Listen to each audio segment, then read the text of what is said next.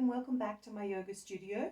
I wanted to show you a technique that I use for warming up to do my yoga wheel back bend. So I put the yoga wheel up against my lower back. It's virtually touching my sacrum there. And then I simply hold it to begin with. You roll back only about halfway and come back up. I think of it as a yoga wheel sit up because you're engaging your abdominal muscles to bring you back up out of that partial back bend.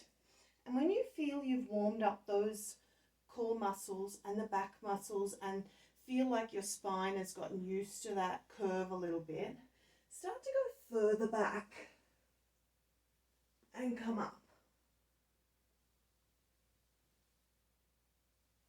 I would do each variation at least 5 times, maybe 10 or 12, depending on how your back feels, before you decide to go into a full back bend.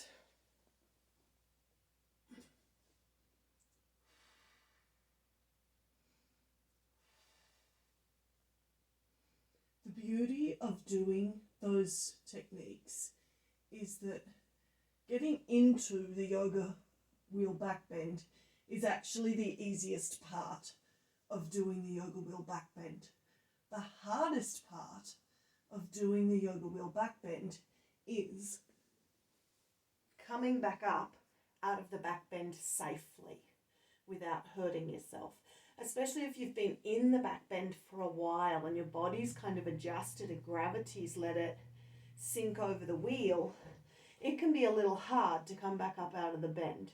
So you'll see when I come back up out of the bend, I'm using the same technique, that yoga wheel sit up that we practiced before going into the back bend. So it's a really great technique, not only to warm up your back, but to make sure you're building the required strength to get in and out of the yoga wheel back bend.